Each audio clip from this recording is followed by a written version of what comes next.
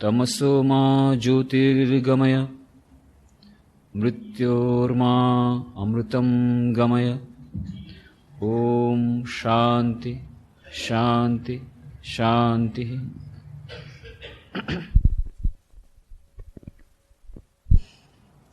एकाग्रता અને ધ્યાન એ વિશેની આપણે 35 ચર્ચાઓ કરી અને તેમાં આપણે જોયું કે એકાગ્રતા અને ધ્યાન એ બંને આપણા દૈનંદિન જીવનમાં તેમજ આધ્યાત્મિક જીવન માટે કેટલા મહત્વપૂર્ણ છે, બંને કેવી રીતે એકબીજાના પરિપૂરક છે અને બંનેમાં શું અંતર છે તે પણ આપણે જોયું. એકાગ્રતા કેળવવા માટેના ઉપાયો, એકાગ્રતા અને ધ્યાનના બાધક મૂળભૂત જે પરિબળો અને એ પરિબળો આપણા પોતાના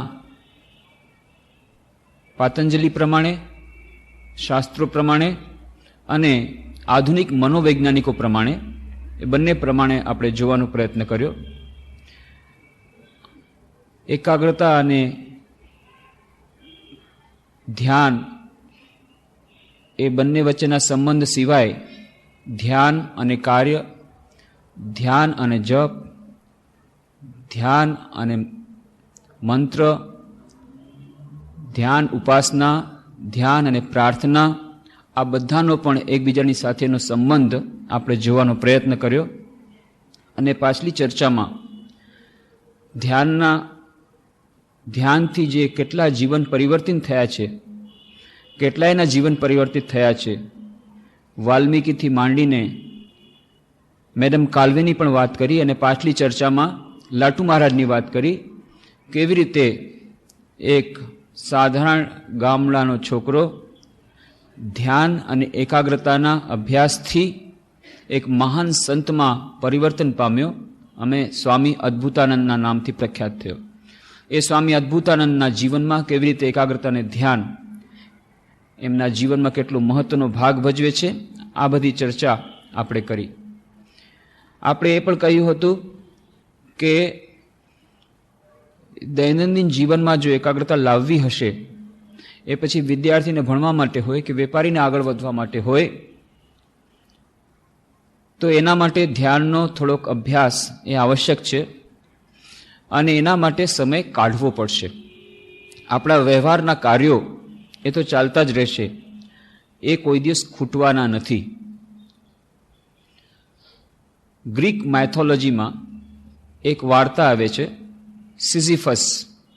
સિઝિફસ નામનો એક દૈત્ય, એક રાજા, એ ખૂબ જ ચાલાક, અને એટલો ચાલાક કે એણે બધા દેવતાઓને હરાવી દીધા, દેવતાઓ પર આધિપત્ય કર્યું, દેવતાઓને કેટલી વાર હરાવી દીધા. છેવટે દેવતાઓ બધા ત્રસ્ત થઈ ગયા અને એ લોકોએ પછી એક યુક્તિ કાઢી.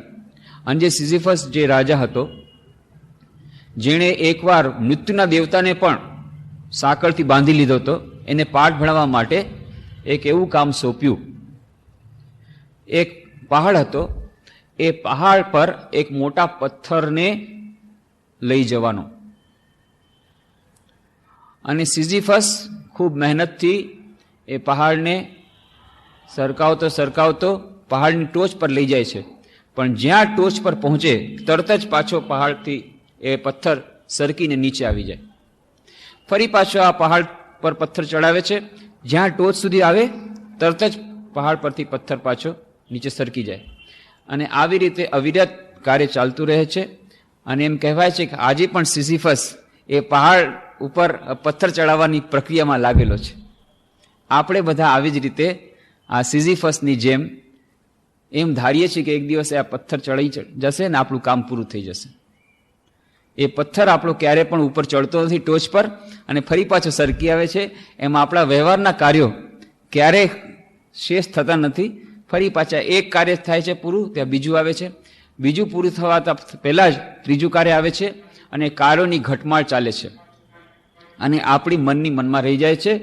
અને પછી જેમ તુલસીદાસજી કહે છે, અબ પછતાવા હોત ક્યાં જબ ચીડિયા ચૂ ગઈ ખેત. જ્યારે બધું પતી ગયું, હવે સ્મરણ શક્તિ પણ નથી રહી, કાંઈ પણ નથી થતું, સાધન ભજન કંઈ નથી થતું, મનની વિક્ષિપ્ત અવસ્થા થઈ ગઈ છે.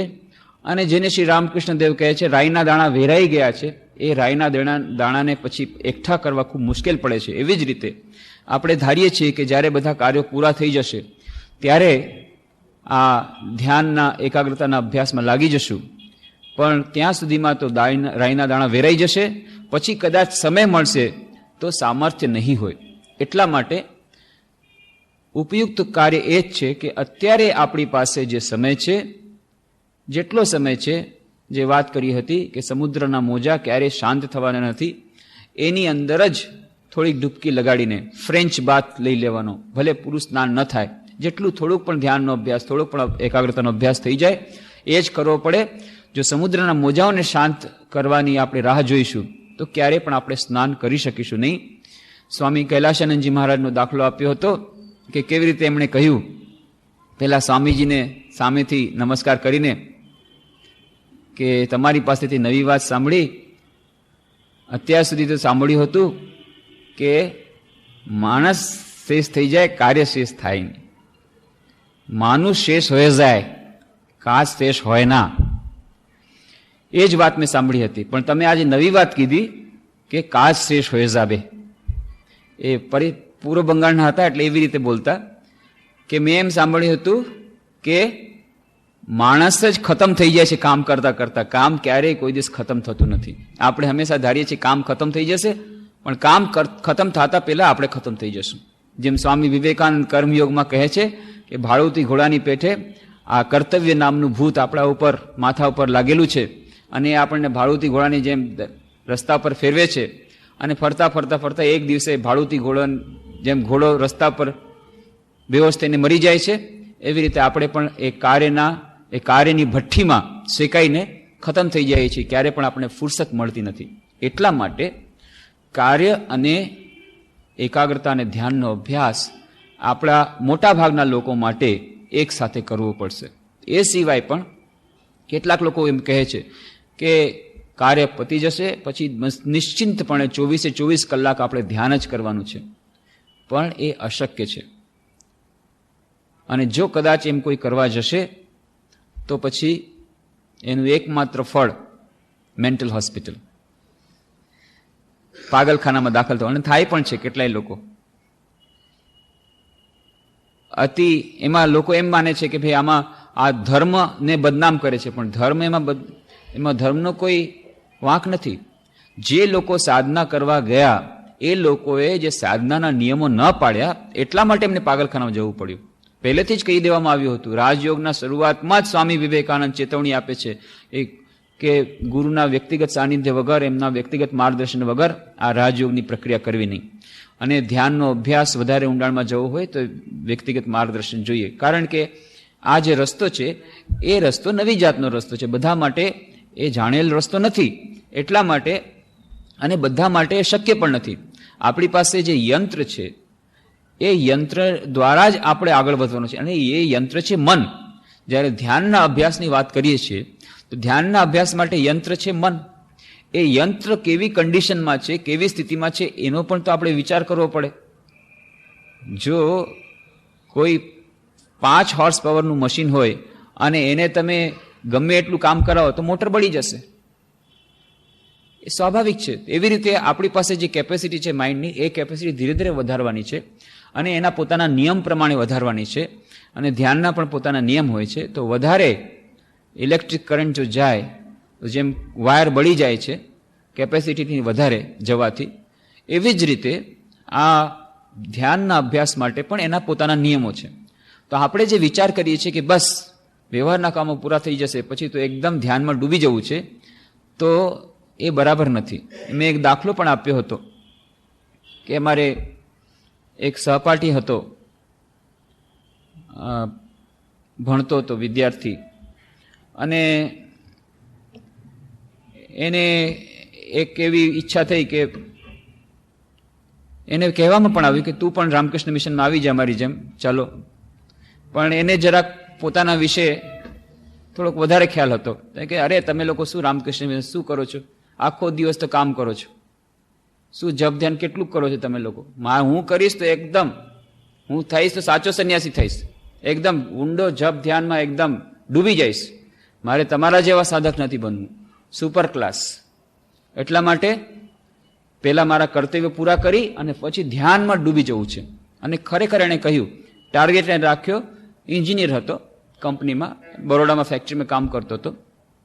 તો બસ એણે બરાબર પોતાના ટાર્ગેટ પ્રમાણે કે 1 લાખ રૂપિયા થશે, 1 લાખ રૂપિયા ફિક્સ ડિપોઝિટમાં મૂકીશ, એ ફિક્સ ડિપોઝિટમાંથી જે ઇન્કમ થશે એમાંથી મારું ચાલશે, હું કોઈની પાસે ભીખ પણ માગવાનું નથી, એનાથી મારું મેન્ટેનન્સ ચાલશે, અને બસ 2 રોટલી ખાઈશ, દિવસ રાત જપ ધ્યાન કરીશ. હું તમારી જેમ આ કર્મના ચક્કરમાં ફસવાનો નથી. બસ એણે બરાબર એમ કર્યું. 1 લાખ રૂપિયા બરાબર જમા કર્યા, 8 વર્ષ સુધી સર્વિસ કરી, રેઝિગ્નેશન આપી દીધું અને ફિક્સ ડિપોઝિટમાં મૂક્યા. ચાલ્યો ગયો નર્મદાને તીરે, તપસ્યામાં નિમગ્ન. અને 3.5 વર્ષ પહેલા જ ખબર મળ્યા, આઉટ. પછી શું થાય? હવે એનો મોટો ભાઈ છે પૂનામાં, પછી ત્યાં લઈ ગયા અને મોટા ભાઈ અને ભાભી માંડ રાખ્યો. હમણાં થોડુંક એને ટ્રીટમેન્ટમાં કરવાથી 1.5 વર્ષના ટ્રીટમેન્ટ પછી કાંઈક સારું થયું છે, પણ હજી પણ એકદમ નોર્મલ ન કહી શકાય. તો આ જે આપણે મનમાં ધારીએ છીએ કે બસ આપણે પોતાની ઈચ્છા પ્રમાણે પછી ડૂબી જશું ધ્યાનમાં, એ વાત આપણે મનમાંથી કાઢી નાખવી જોઈએ. ધીરે ધીરે આપણે પોતાને સક્ષમ કરવાના છે. તો ધીરે ધીરે સક્ષમ કરવા માટે આજથી જ ધ્યાનનો અભ્યાસ પ્રારંભ કરવો પડે. ભલે 1 મિનિટ જેટલું સમય આપણે આપી શકીએ, પણ એ નિયમિતતા એ અત્યંત આવશ્યક છે. પણ આપણે જો એમ વિચાર કરીએ કે બસ કામ ખતમ થઈ જશે એના પછી કરશું, કામ ક્યારેય ખતમ થતું નથી, માણસ ખતમ થઈ જાય છે કામ કરતા કરતા. તો કર્તવ્ય કર્મ ડ્યુટી એ ક્યારેય ખતમ થવાની નથી. કોઈને કોઈ દીકરીના વિવાદ પતી જાય પછી કોઈક દીકરાને પાછા એને દીકરો થશે, એને અન્નપ્રાશન કરાવવું પડશે. કોઈકને કંઈક કામ રહેશે જ. એક પરીક્ષા પતશે, બીજી પરીક્ષા આવશે, પછી એન્ટ્રન્સ ટેસ્ટ, પછી વેકેશનમાં ફરવા જવાનું, કંઈ ને કંઈ રહેશે જ. કોઈ આપણે એમ ધારીએ છીએ કે આ કામ પતી જાય પછી નીકળશે. એટલા માટે it is a question of priorities. આપણે કોને પ્રાથમિકતા આપીએ છીએ? શું આપણે જરૂર માનીએ છીએ કે આપણા દૈનંદિન જીવનમાં એકાગ્રતા અને ધ્યાનનું મહત્વ છે? તો પછી આપણે આજથી જ અભ્યાસ પ્રારંભ કરવો પડે, ભલે 1 મિનિટનો હોય પણ નિયમિતતાપૂર્વક. અને એ 1 મિનિટનો અભ્યાસ, આજનો અભ્યાસ જ્યારે રાઈના દાણા વેરાઈ નથી ગયા ત્યારનો 1 મિનિટનો અભ્યાસ રાઈના દાણા વેરાઈ જશે, જ્યારે મનની શક્તિઓ ક્ષીણ થઈ જશે અને આપણી પાસે કેપેસિટી નહીં હોય, ત્યારના 8 કલાકનું ધ્યાન પણ એને બરાબર નથી. અત્યારનું 1 મિનિટનું ધ્યાન એના કરતાં વધારે મહત્વનું છે. આ બધી રીતે આપણે અભ્યાસ પ્રારંભ કરવો જોઈએ. એ સિવાય પણ કાર્ય અને ધ્યાન એ બંને એક સાથે ચાલવાના બીજા બધા ઘણા કારણો છે. એક તો આપણે 24 કલાક ધ્યાનમાં રહી શકે એવા લોકો બહુ જ ઓછા છે, બહુ જ ઓછા છે. કેટલાય લોકો કહે છે ને, જુઓ ને ઉત્તરકાશીમાં કેટલા લોકો ફક્ત ધ્યાન કરીને રહે છે. તમે લોકો તો આખો દિવસથી કર્મ કરો. ત્યાં છે બરાબર ઉત્તરકાશીના સાધુઓ, ત્યાં પણ અમે લોકો જોઈને આવ્યા. શું કરે છે? સવારના ઉઠીને લોટો માંજવામાં 1 કલાક, કપડાં ધોવામાં બીજા 2 કલાક, પોતાને એક જ કપડું ધોવામાં 2 કલાક, પોતાની સાફસૂફ કર્યું, આ કર્યું, એમાં 2-3 કલાક નીકળી ગયા. પછી નીકળી ગયા ભિક્ષા લેવા માટે લાઈનમાં ઉભા રહ્યા, ત્યાંથી ભિક્ષા લીધી. થોડીક ભિક્ષા સાંજ માટે રાખી દીધી, કારણ કે દિવસમાં 1 જ વાર ભિક્ષા મળે, એને સાચવીને રાખી દીધી. બપોરના આવીને થોડો રેસ્ટ લઈ લીધો. સાંજના થોડોક 1 કલાક ધ્યાન કર્યું. સવારના પહેલા ઉઠીને ધ્યાન કર્યું. સાંજના સૂઈ ગયા. એમાંથી 4 કે 5 કલાક ગપાટા મારવામાં હાકી ગયા. આને ત્યાં આજે આવતીકાલે કઈ ભિક્ષા મળવાની છે, ફલાણે ત્યાં ભંડારો કે દિવસે છે, શેનું શું છે, અને આ સાધુનું શું થઈ ગયું, પેલા વ્યક્તિનું શું થઈ ગયું, આ નિંદામાં ને બધામાં નીકળી ગયો. બધાની વાત નથી કરતો, પણ મોટા ભાગના સાધુઓ, જે લોકો એમ માને છે કે અમે આ કર્મયોગમાં માનતા નથી, અમે ફક્ત ધ્યાન યોગમાં માનીએ છીએ, એ લોકો પણ ધ્યાનમાં મન પુરવી શકતા નથી. અને એ સ્વાભાવિક છે, એમાં એ કોઈ અસ્વીકાર કરવાની વાત નથી, એને સ્વીકારી લેવું જોઈએ. મોટા ભાગના આપણા લોકોનું બંધારણ એવું નથી કે આપણે આ ઊંડા ધ્યાનમાં 24 કલાક એ ધ્યાનની અવસ્થામાં રહી શકીએ. મન સ્વભાવથી ચંચળ છે. અર્જુને પણ ત્યારે કૃષ્ણ ભગવાનને કહ્યું હતું, ને એટલા જ માટે આ પ્રક્રિયા છે. ધીરે ધીરે મન પરિવર્તિત પામે છે. જ્યારે મન શુદ્ધ થતું જાય છે તેમ એમાં આ ધ્યાન કરવાની કેપેસિટી વધતી જાય છે. એટલે આપણા માટે કાર્ય અને ધ્યાન એ બંનેને એક સાથે ચલાવવું પડશે ઘણી વાર સુધી. જેમ સ્વામી બ્રહ્માનંદજીની વાત આપણે કરી હતી, work and worship must go hand in hand. કાર્ય અને પૂજા, કાર્ય અને ધ્યાન સાધના, આ બંને એક સાથે જવું પડશે ઘણા વખત સુધી. પછી વર્ક એઝ વર્શિપ કરતા કરતા વર્ક ઇઝ વર્શિપ, ત્યારે થઈ જશે વર્ક ઇઝ વર્શિપ, ત્યારે કાર્ય જ પૂજા બની જશે. પણ ત્યાં સુધી work and worship must go hand in hand. ત્યારે પછી આપણને વિશેષ કરીને પૂજાની આવશ્યકતા નહીં હોય. તો કાર્ય અને પૂજા, કાર્ય અને ધ્યાન, આ બંને એકબીજા સાથે ચલાવવા પડશે. એ સિવાય કાર્યનું આપણા જીવનમાં એટલા માટે પણ મહત્વ છે. કર્મયોગમાં આપણે આની વિશેષ ચર્ચા કરી હતી, એટલે આપણે અત્યારે વિસ્તારથી નહીં કરીએ. પણ અત્યારે જ્યારે ધ્યાનની વાત કરી રહ્યા છીએ અને જ્યારે આ ચર્ચા નીકળી છે કે ભાઈ કર્મ કરી રહ્યા છીએ, ત્યારે કર્મ કર્યા પછી જ, જ્યારે પતી જશે પછી જ આપણે ધ્યાનનો અભ્યાસ પ્રારંભ કરીશું. એના સંદર્ભમાં આપણે કહી રહ્યા છીએ કે કર્મયોગમાં જે આપણે વિસ્તારથી ચર્ચા કરી હતી કર્મની શું આપણા જીવનમાં ઉપયોગિતા છે કર્મયોગની, એ સંદર્ભમાં કે કર્મ જેમ ધ્યાન, કર્મ, પૂજા આ બધું શેના માટે છે? કે આપણું જે અંદરની જે ચેતના છે એ ચેતનાને જાગૃત કરવા માટે છે. આપણી અંદરની જે કોન્શિયસનેસ છે, જે ચેતન તત્વ છે, એને પરિવર્તિત કરવાની આવશ્યકતા છે. અત્યારે એક દિશા તરફ છે, એની દિશા બદલવાની છે. એ દિશા બદલવા માટે ફક્ત એક જ માર્ગ નથી, જ્ઞાન, ભક્તિ, ધ્યાન, અને ચોથો માર્ગ છે કર્મનો. કર્મ દ્વારા પણ આ ચેતન તત્વ પ્રગટ થાય છે. અને એટલા જ માટે કાર્લ માર્ક્સે જ્યારે વાત કરી, એણે પોતાની જે ફિલોસોફી છે, સોશિયલ ચેન્જ માટેની જે ફિલોસોફી, એમાં કાર્યને સેન્ટ્રલ પ્લેસ આપ્યું છે, મુખ્ય તત્વ આપ્યું છે કાર્યને. કારણ કે કાર્ય દ્વારા સમસ્ત માનવના મનનું પરિવર્તન થઈ શકે છે. માણસના મનનું જે ટેક્સચર છે, માણસના મનની જે બેસિક કોન્સ્ટિટ્યુશન છે, જે એની મૂળભૂત જે એની અવસ્થા છે, એમાં પરિવર્તન થઈ શકે છે કાર્ય દ્વારા. એ વાત કાર્લ માર્ક્સ સમજી હતી. એટલા માટે કાર્યની પણ આવશ્યકતા છે. પછી એક બીજી પણ વાત છે, સંસારમાં આપણે વ્યવહારમાં રહેવું હોય તો સંસારમાં વ્યવહાર માટે કંઈ ને કંઈ કામ કરવું પડશે. કોઈ ને કંઈ કામ કરવું પડશે, સારા કામ કરો કે ખરાબ કામ કરો. કાર્ય કર્યા વગર આપણે સંસારની સાથેનો કોઈ સંબંધ રાખી શકતા નથી. તમે ધ્યાનમાં મગ્ન છો, ઊંડા ધ્યાનમાં મગ્ન છો, ઠીક છે, પણ એનાથી સંસારને શું લાભ? અથવા તો જ્યારે તમારી પાસે, તમારે સંસાર પાસેથી કંઈ જોઈએ છે, ત્યારે પણ તમારે સંસારની પાસે જવું પડે છે, બહારના સમાજ પાસે જવું પડે છે. અને આ જ વાત સ્વામી વિવેકાનંદ સમજ્યા હતા. અને એટલે જ એમણે કહ્યું હતું કે આ સંન્યાસીઓની એક મોટી ભૂલ એ હતી કે હજારો વર્ષો સુધી તેઓએ શું કર્યું? તેઓએ પોતાને સોસાયટીથી કટ ઓફ કરી નાખ્યા. ધ્યાનના ઊંડા અભ્યાસ માટે વનમાં ચાલ્યા ગયા, ગુફામાં ચાલ્યા ગયા. એથી શું થયું? સોસાયટીમાં જે સારા સારા માણસો હતા, ઉચ્ચતમ કક્ષાના માણસો, એ બધા સોસાયટીથી દૂર થઈ ગયા. તો પછી ધર્મને સાચવવા માટેની જે વ્યક્તિ હતી, એ જ્યારે ચાલી ગઈ ત્યારે ધર્મ આવી પડ્યો પાખંડીઓના હાથમાં, પંડાઓના હાથમાં. અને એ લોકો ધર્મ પોતે સમજતા નહોતા. એ જે સોકોલ્ડ પંડિતો, એ પોતે સમજતા નહોતા, પોતે આચરણ કરી શકતા નહોતા. એટલા માટે બીજાને તો સમજાવવાનો સવાલ જ નહોતો. અને એમણે એના પર અધિકાર જમાવવા માંડી ગયા. અને એમણે કહ્યું, શાસ્ત્રોની બધી વાતોને પોતાની પાસે રાખી લીધી અને સાધારણ જનસમાજથી શાસ્ત્રોને અથવા સાચા આધ્યાત્મિક જ્ઞાનને બંધ કરી દીધું, એનો માર્ગ બંધ કરી દીધો. ધર્મના નામે કેટલાક આડંબરો, કેટલાક આચરો, બાહ્ય આડંબરો એ શરૂ કરી દીધા. તમે આમ નહીં આપો તો આમ ચાલશે, આમ કરું તો આમ કરવું પડશે. રસોડામાં આપણો ધર્મ પેસી ગયો કે આમ અડવાથી આટલા પેઢીનું નાશ થશે, આમ અડવાથી આટલી પેઢી નાશ થશે. આ બધા નિયમોમાં આબદ્ધ કરી અને અધિકારવાદ બ્રાહ્મણોના પંડિતોને આવી ગયો. કેમ? કારણ કે ધર્મના જે મુખ્ય ધારણ કરનારા લોકો ચાલ્યા ગયા અને ધર્મ આવા ઠેકેદારોના હાથમાં આવી ગયો.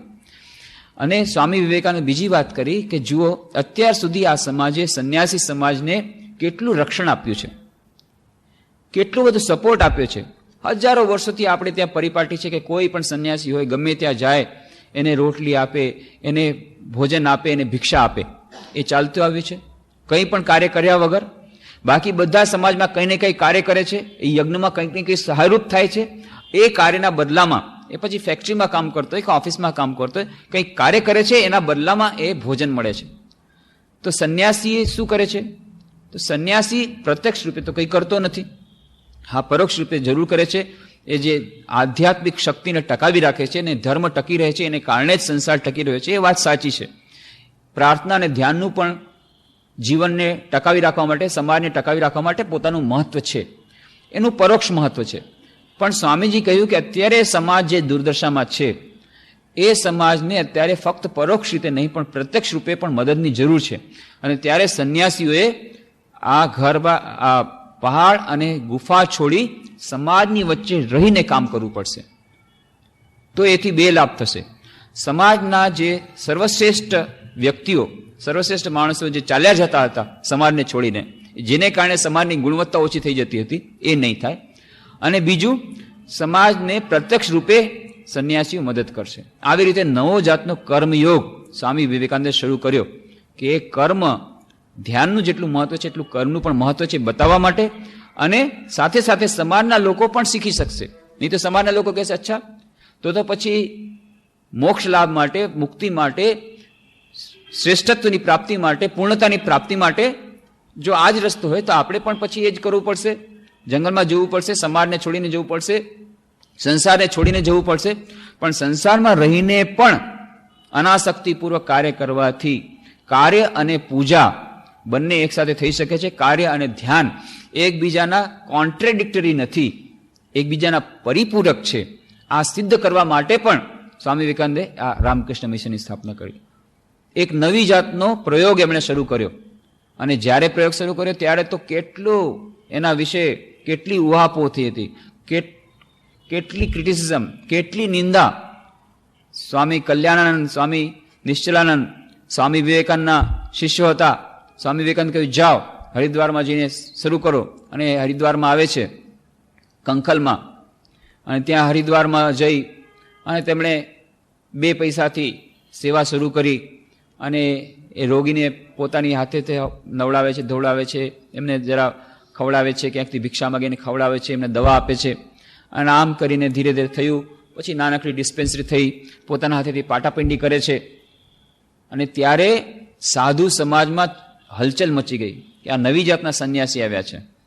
જુઓ તો ખરા, જે લોકોને આપણે અસ્પૃશ્ય સમજીએ છીએ, જેને સ્પર્શ ન કરવો જોઈએ, એવા વ્યક્તિને સ્પર્શ કરે છે. એટલું જ નહીં, ખોળામાં માથું રાખીને પાટાપિંડી કરે છે, એમને દવા પાય છે, એમને ખવડાવે છે.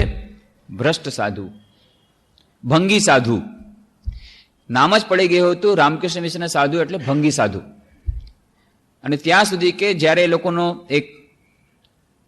એક પ્રથા છે, ભંડારાની પ્રથા, કે જ્યારે કોઈ પણ વિશેષ અવસર હોય ત્યારે ભંડારો દેવામાં આવે, બધા સંન્યાસીને એમાં નિમંત્રણ કરવામાં આવે.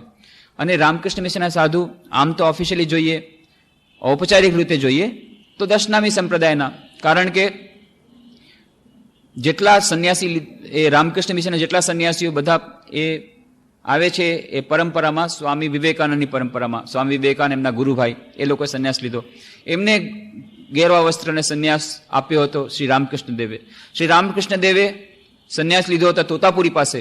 તોતાપુરી એ પુરી સંપ્રદાય, શંકરાચાર્યના પુરી સંપ્રદાય. શંકરાચાર્યના 10 પ્રકારના સંપ્રદાયો છે સંન્યાસીના. પુરી, ગીરી, આરણ્યક, તીર્થ, આ વિભિન્ન પ્રકારના 10 ભાગ. એમાં જે પુરી સંપ્રદાય એમના હતા તોતાપુરી. એટલે તોતાપુરી જે રામકૃષ્ણ સંન્યાસ આપે એનામાંથી આ બધા સંન્યાસ એ પરિપાટી થઈ. એટલા માટે રામકૃષ્ણ મિશનના સંન્યાસીઓ એ પુરી સંપ્રદાયના થયા. તો શંકરાચાર્યના જ આ પરિપાટીના જ સંન્યાસીઓ તેમ છતાં એમને બાકાત રાખવામાં આવતા કે ભંગી સાધુ છે. જ્યારે ભંડારો થાય કે કોઈ જાતનો વિશેષ પ્રસંગ હોય, રામકૃષ્ણ મિશનના સંન્યાસીઓને એ લોકો નિમંત્રણ નહોતા આપતા. કેમ? ભંગી સાધુ છે. આ શરૂઆતમાં આવો સમય ગયો છે જ્યારે આવી જાતનું સમાજનું બધું સહન કરવું. પણ સ્વામી વિવેકાનંદ કહે નહીં, જે લોકો રામકૃષ્ણ મિશનમાં અહીંયા જોડાશે એ લોકોને કામ તો કરવું જ પડશે, સેવાનું કામ કરવું જ પડશે. સેવાનું કામ, કર્મયોગ અને ધ્યાન એકબીજાના પરિપૂરક છે. એ એકબીજાના કોન્ટ્રાડિક્ટરી નથી, પરિપૂરક છે. બતાવવા માટે એમણે આ શરૂ કર્યું. અને પછી તો ધીરે ધીરે ધીરે ધીરે સમય એવો આવે છે કે હવે તો અત્યારે બધા સંપ્રદાયના સંન્યાસીઓ રામકૃષ્ણ મિશનને ફક્ત માને છે એટલું જ નહીં, હવે એ લોકો પણ આવી જાતની સેવા પ્રવૃત્તિઓ શરૂ કરી રહ્યા છે. એમાંના ઘણા લોકો શરૂ કરી દીધી છે, અથવા તો એના માટે એ લોકો પૈસા આપે છે, અનુમોદન આપે છે. અને કેટલીક સંસ્થાઓ, કેટલાક સાધુએ તો આવી જાતની સેવાઓ કાર્ય પણ શરૂ કરી દીધા. છેલ્લા થોડાક વર્ષોમાં ઘણી જાતનો આ જે માનસિક બદલાવ આવી રહ્યો છે. તો ધીરે ધીરે આવે છે. જ્યારે પણ કોઈ નવું પરિવર્તન પામે તો નવી કોઈ વસ્તુ કરવા જતાં ઘણી જાતના ઓબ્સ્ટ્રક્શન આવે, ઘણી જાતની બાધાઓ આવે. પછી તો જ્યારે ત્યાંના જે સંપ્રદાયના સંન્યાસીઓને જ્યારે ક્યારેક ક્યારેક તકલીફ પડે, અમારી હોસ્પિટલમાં આવે અને જ્યારે જુએ કે ખરેખર અહીંયા શિવ જ્ઞાનથી જીવ સેવા ફક્ત મોઢાથી કહેવામાં નથી આવતું, પણ ખરેખર શિવ જ્ઞાનથી જ જીવ સેવા કરવામાં આવે છે, અને આટલી મોટી સેવા, એમ ધીરે ધીરે ધીરે પરિવર્તન થયું કે આ તો કેટલી મોટી સેવા છે, બહુ અચ્છી સેવા કરે સ્વામીજી, આપ લોગ બહુ અચ્છી સેવા કરે. પછી તો એકદમ બદલાઈ ગયો ટ્યુન, અને હવે એ રામકૃષ્ણ મિશન સંન્યાસીને લોકો સૌથી પહેલા નિમંત્રણ કરે છે જ્યારે કોઈ પણ ભંડારો થાય. અને જો ન જઈએ તે લોકોને ખોટું લાગે કે રામકૃષ્ણ મિશન સંન્યાસી નહીં થયા તો તમારા ભંડારા હોવાય નહીં. સૌથી પહેલા રામકૃષ્ણ મિશન સંન્યાસી આવ્યા છે તો ભંડારો થયો, તો પ્રેસ્ટિજિયસ ભંડારો થઈ ગયો. રામકૃષ્ણ મિશન સંન્યાસી હતા, આ ઊંધું થઈ ગયું. ધીરે ધીરે આવી જાતનું બદલાવટ આવી ગઈ. પણ હવે આજે આટલા વર્ષો પછી, 90 વર્ષો પહેલા વિચાર કરો કેવી જાતની હાલત, કે ભંગી સાધુ કહેવામાં આવતા. તો આ ધ્યાન અને કર્મ એકબીજાના પરિપૂરક છે. એટલા જ માટે સ્વામી વિવેકાનંદે આ કર્મયોગની શરૂઆત રામકૃષ્ણ મિશનમાં કરી. માસ્ટર મહાશયને કહેવામાં આવ્યું હતું, કેટલાક સંન્યાસીઓને પણ આ નવી જાતનો અભિગમ અપનાવ્યો. પહેલા સંન્યાસી લોકો આવી રીતે કામમાં જોડાતા નહોતા. કાર્ય કરવું એટલે શું કરવું? લોટો માંજવો, કપડાં ધોવા, ત્યાં સુધીનું કામ, ધ્યાન કરવું. પણ આવી જાતના કામ કરવા, હોસ્પિટલમાં કામ કરવું, ઓફિસમાં કામ કરવું, લાઇબ્રેરીમાં કામ કરવું, ડિસ્પેન્સરીમાં કામ કરવું, રાહત કાર્યો કરવા, જેને બધાને ભોજન આપવું, આ બધા કામ, એકાઉન્ટ્સનું કામ, આ શું સાધુઓના માટે કામ છે? સંન્યાસીનું કામ છે? અકલ્પનીય. અને જે લોકો જોડવા આવતા એ લોકોનું પણ ક્યારેક ક્યારેક પાછું મનમાં પરિવર્તન થતું કે વાત તો સાચી છે, બધા કહે છે કે આ તું સંન્યાસીથી આવું કરો છો, આ તો બરાબર નથી, એટલે મન ભટકી જાય. એટલે કેટલાક લોકો બનારસમાં જ્યારે માસ્ટર મહાશય હતા, માસ્ટર મહાશયે તેમને કહ્યું, રામકૃષ્ણ દેવ તો કહેતા હતા સંન્યાસીઓએ તો બધો ત્યાગ કર્યો છે, પછી તમારે બધા આવા શું કરવા જોઈએ? કથામૃતમાં પણ તમે વાંચો, અહર્નિશ રામકૃષ્ણ કહે છે, ભાઈ કામ જેટલું ઓછું થાય એટલું સારું. કર્મ ઓછું કરો, કર્મ ઓછા કરો, કર્મ ઓછા કરો, વ્યવહારના કાર્ય ઓછા કરો, સેવાના કામ ઓછા કરો, સેવા વગેરે બધી જવા દો, ફક્ત ભગવાનમાં મનને લગાડો, ભગવાનમાં ડૂબાડી દો મનને. અને તમે લોકો તો સંસાર છોડી દીધો છે. અરે સંસારી લોકો તો બળજબરીથી કામ કરવું પડે પરિવારને પોષવા માટે, તમે વળી કામ કરો બધું છોડી કરીને, તો સંસાર છોડવાથી ફાયદો શું થયો? એનું તમારે એકાઉન્ટ્સનું કામ કરવું ને, એને તમારા ઓફિસમાં કામ કરવું ને, એને તમારા હોસ્પિટલ ઓફિસ, તો પછી સંસાર છોડવાથી ફાયદો શું થયો? આવી બધું વાતો સાંભળીને કેટલાક સંન્યાસીઓને મનમાં કન્ફ્યુઝન થઈ ગયું. વાત તો સાચી છે, તો બહુ સાચી વાત કરી. એટલે સ્વામી બ્રહ્માનંદજી મહારાજ પાસે ગયા. સ્વામી બ્રહ્માનંદજી મહારાજ કહ્યું કે જાઓ, મા શારદા દેવી અહીંયા છે, એમને પૂછો.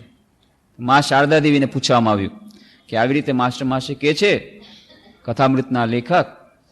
માએ કહ્યું, નરેન જે કર્યું છે એ બરાબર કર્યું છે. નરેન સ્વામી વિવેકાનંદ, એને જે કર્યું છે બરાબર કર્યું છે. જે લોકો આ નિયમ પાળી શકશે એ લોકો રહેશે, બાકીના બધા ચાલ્યા જાય. એકદમ સ્ટ્રિક્ટ, એક વાક્યમાં બધું. સુપ્રીમ કોર્ટનો ઓર્ડર આવી ગયો મા શારદા દેવીનો. જે લોકોને આ નિયમ ગમે એ લોકો રહે, બાકી બધા નીકળી જાય ઓર્ડરમાંથી. નરેને કર્યું છે બરાબર કર્યું છે. 24 કલાક શું કોઈ ધ્યાન કરી શકે? અશક્ય છે. અને અત્યારે સમાજને જરૂર છે આ સેવા કાર્યોની. સમાજમાં આટલી પ્રકારની મુશ્કેલીઓ છે, ત્યારે શું સંન્યાસીઓ એકલા બેઠા રહેશે પોતાની મુક્તિ માટે જંગલમાં અને ગુફામાં? નહીં. નરેને જે કંઈ કર્યું છે બરાબર કર્યું છે. અને આ જે વાતો કરે છે બધાએ, એ વાતો ફક્ત મોઢાની વાતો છે. કરી શકે કેટલા? રામકૃષ્ણ મઠ મિશનના 10મા પરમાધ્યક્ષ હતા સ્વામી વીરેશ્વરાનંદજી મહારાજ. એ બહુ સરસ અમને એક દાખલો કહેતા. જ્યારે આવી રીતની વાતો કરી, અમારામાંથી પણ થોડાક લોકોને થોડું કન્ફ્યુઝન થઈ ગયું હતું કે નહીં ભાઈ, આ કામ કરવા એ તો સાધુનું કામ નથી, ધ્યાન કરવું જે વધારે, કામ જેટલું ઓછું હોય એટલું સારું. ત્યારે એક વ્યક્તિએ પૂછ્યું, એક બ્રહ્મચારીએ, પ્રશ્નોત્તરીનું સેશન થતું હતું, ખૂબ ઇન્ફોર્મલ મિટિંગ, એકદમ સરળતાપૂર્વક વાત થતી હતી. તેણે કહ્યું કે જો માની લો કોઈ એમ સમજે કે મારે 24 કલાક હું ધ્યાન કરી શકું એમ છું, જે લોકો ન કરી શકે એમ અલગ વાત છે, પણ માની લો કોઈ એમ સમજે કે ના મારેમાં એવી કેપેસિટી છે કે હું 24 કલાક ધ્યાન કરી શકું, તો પછી એણે ધ્યાન કરવું જોઈએ કે નહીં રામકૃષ્ણ મિશનમાં રહીને? તો મહારાજે બહુ સુંદર જવાબ આપ્યો, જો તમે કાલથી 24 કલાક ધ્યાન શરૂ કરશો તો મારે તમને રાંચી મોકલવા પડશે. રાંચી એટલે ત્યાં બહુ ફેમસ પાગલખાનું છે, મેન્ટલ હોસ્પિટલ છે, બહુ મોટી હોસ્પિટલ, કે ત્યાં મોકલવું પડશે. પછી એણે જવાબ આપ્યો કે આવી રીતે તમારા જેવા જ એક ભાઈના મનમાં આવી થયું, એક બ્રહ્મચારીના મનમાં, કે આ બધું ખોટું છે, આ સેવા અને બધું શું છે, આ બધું માયા છે, આ પણ માયા છે, ચાલો એકદમ ઊંડા ધ્યાનમાં મગ્ન થવું છે. ઉત્તરકાશીમાં ગયા અને ધ્યાનમાં મગ્ન થઈ ગયા. થોડાક દિવસો પછી ખબર આવ્યા મગજ ગાયબ થઈ ગયું છે, મેન્ટલ હોસ્પિટલમાં છે.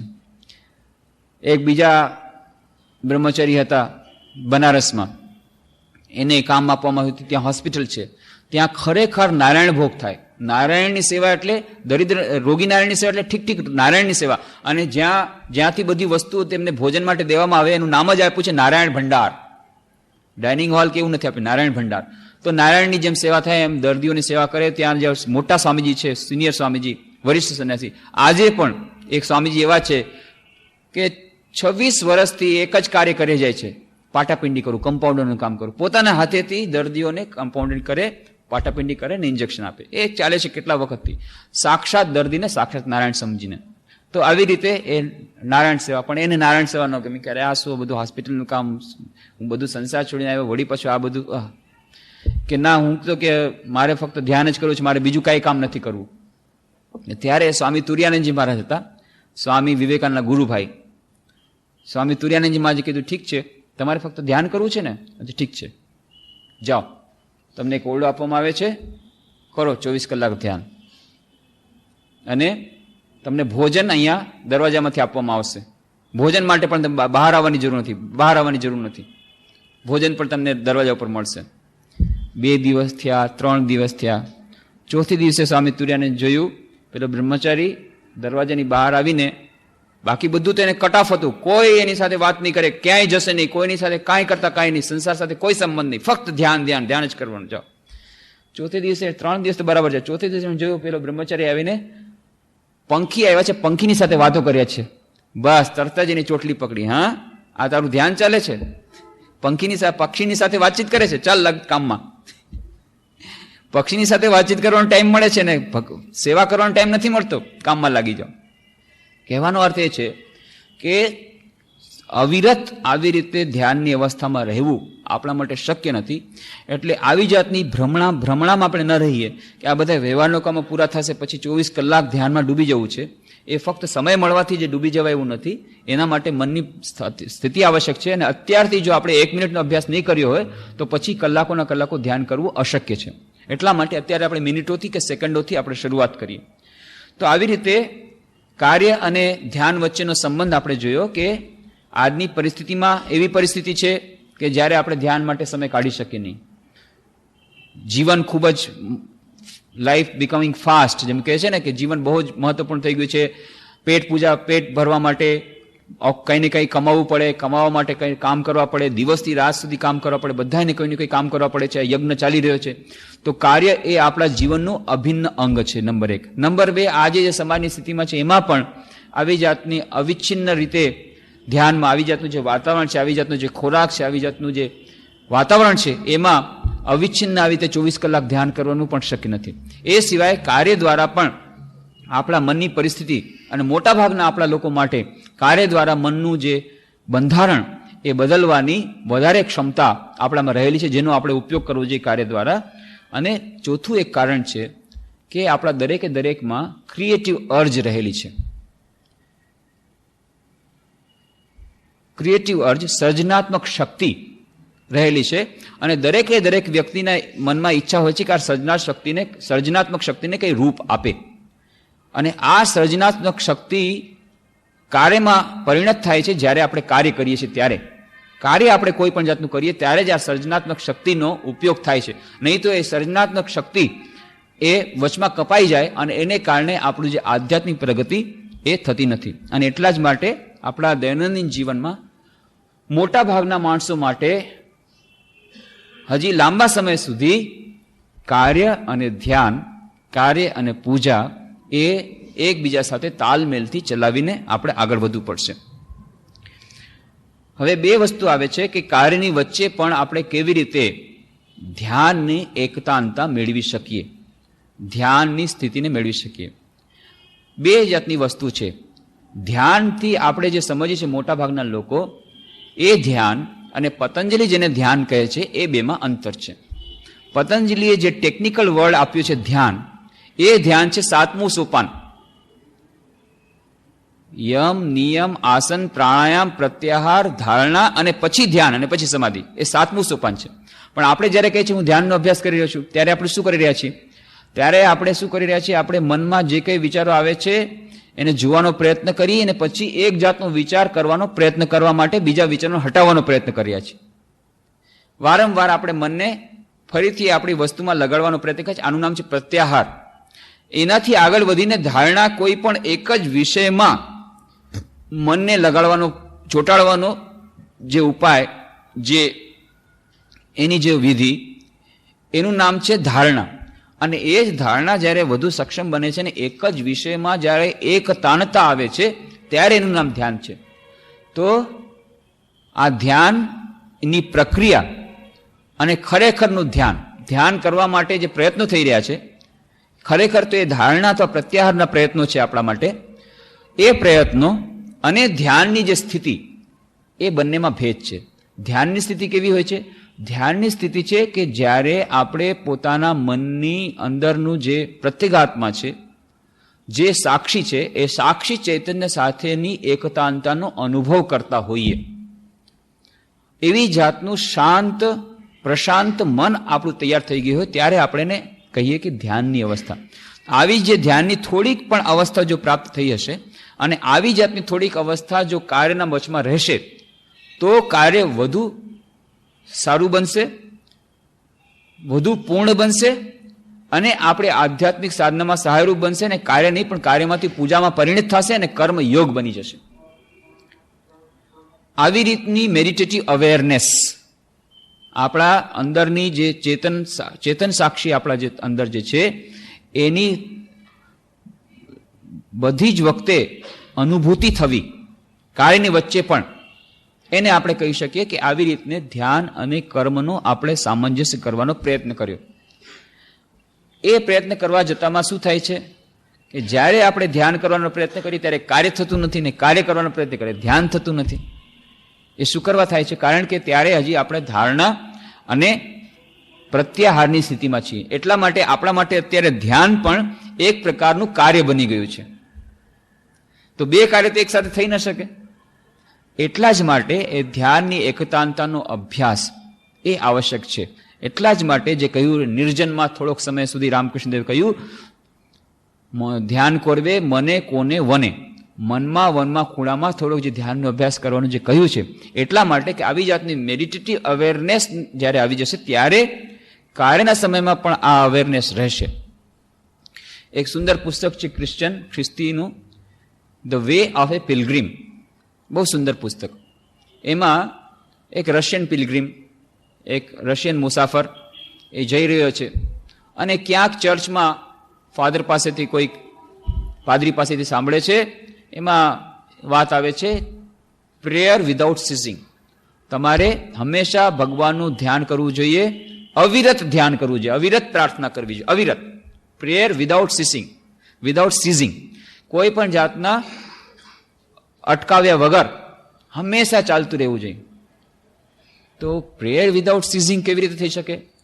અને એમાં એવું પણ લખ્યું છે કે you must pray without ceasing during all occupations, during all activities, even during sleep. બધી જ કાર્યોની વચ્ચે બધી જ જાતના જે વિભિન્ન જે ક્રિયાઓ છે, વિભિન્ન ક્રિયાઓ બધી જાતની એની વચ્ચે અને સૂતા સૂતા પણ તમારે આ પ્રાર્થના અને ધ્યાન અવિરત ચાલુ રહેતું છે. તો એના મનમાં થયું કે આ કેવી રીતે બની શકે? કામ જો કરતા હું ત્યારે પછી આવી રીતની પ્રાર્થના અને ધ્યાન કેવી રીતે થાય?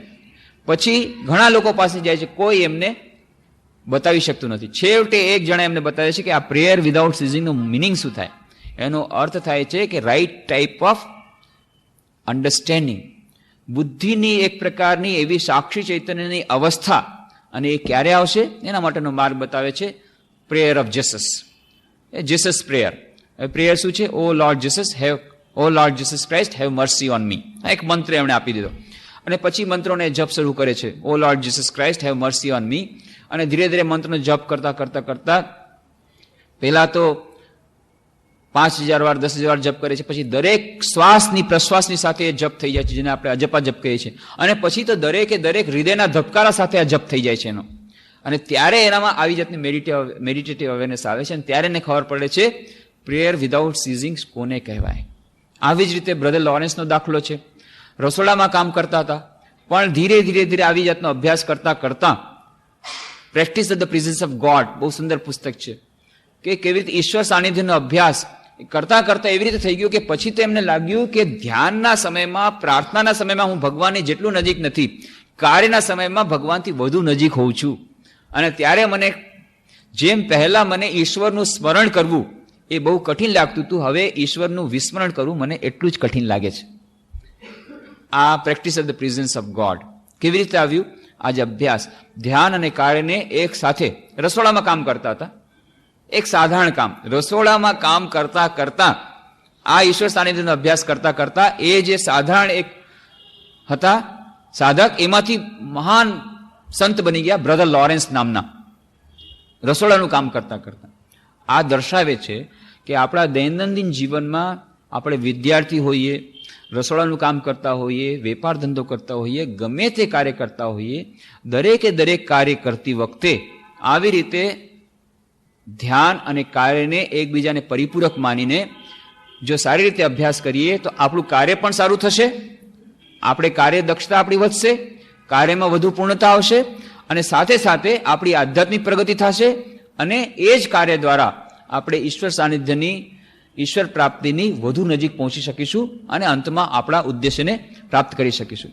તો આ જે કાર્ય અને ધ્યાન વચ્ચેની એકબીજા સાથેની જે પરિપૂરકતા, એ બંનેનો વચ્ચેનો સંબંધ, એ વિશેની ચર્ચા.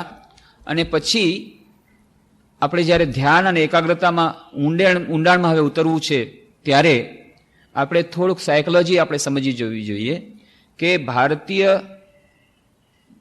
ભારતીય દર્શન શું કહે છે, મનોવિજ્ઞાન શું કહે છે. પતંજલિ વગેરે જે મનોવૈજ્ઞાનિક હતા, કપિલ, એમણે શું કહ્યું છે, આધુનિક વૈજ્ઞાનિક, પાશ્ચાત્ય વૈજ્ઞાનિકો ફ્રોઇડ વગેરે શું કહે છે, આપણા મનના કેટલાક ભાગ છે, કેમ આપણે પોતાના મનમાં જે વિચારો આવે છે એને કંટ્રોલ કરી શકતા નથી. એનું કારણ શું છે? કારણ કે આપણે બે પ્રકારના મન છે, એક કોન્શિયસ માઇન્ડ, એક અનકોન્શિયસ માઇન્ડ, ચેતન મન અને અચેતન મન. આ ચેતન મન શું છે, અચેતન મન શું છે, અને અચેતન મનને કેવી રીતે સંસ્કારો એ રૂપ આપે છે, અને જેને કારણે આપણું ધ્યાન વધુ કઠિન બને છે, અથવા તો આપણા મનની એકાગ્રતા વધુ કઠિન બની જાય છે. આ બધાની ચર્ચા આપણે આવતા શનિવારે 6:15 વાગે કરવાનો પ્રયત્ન કરીશું. ઓમ શાંતિ શાંતિ શાંતિ.